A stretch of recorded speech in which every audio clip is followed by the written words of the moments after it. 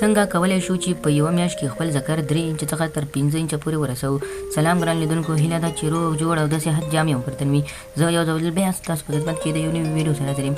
هیله ده چې د پام وړ مو وګرځېږي. تر هر څه دمخه بیا یادونه وکړم، که زموږ چینل مو نوي سبسکرایب کړئ نو زموږ چینل سبسکرایب کړئ او په خوا کې ورسره د ګونګړي نشان ووهئ. مننه. خپل ذکر څنګه کولی شو چې یوه میاشت کې د 3 انچ څخه تر 15 انچه پورې غټ یا اوږد کړو.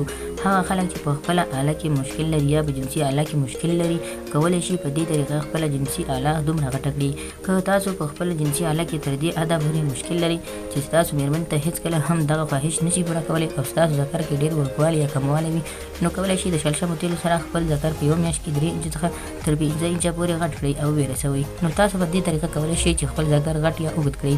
هر کله چې تاسو دا کار کوئ نو لومړی باید تاسو دغه تور تیل یا هم د شلشمو تیل پاخه وساتئ، یعنې چې پخ شوي وي او هر ټیم یې راخلئ. د سحر له خوا نه هم مساج خپل ذکر ته پرې ورکوئ تر 10 یا 20 منټه پورې، او د ماخوستن چې کله ویده کېدئ هم تاسو کولی شئ خپل ذکر ته پرې مساج وکړئ. دغه طریقه تاسو کولی شئ چې خپل ذکر کې بدلون راولئ او خپله مېرمن یا هم خپل ژوند ته په ښه توګه ادامه ورکړئ. که چېرته تاسو خپله مېرمنه خوشحاله ونه ساتلی شئ نو ستاسو په ژوند کې ډېر مشکلات راتللی شي. تاسو کولی شئ چې دغه طریقه چې زه تاسو ته ښیم نو تاسو په دې طریقې سره خپلې مېرمنې ته خوشحالي ورکړئ.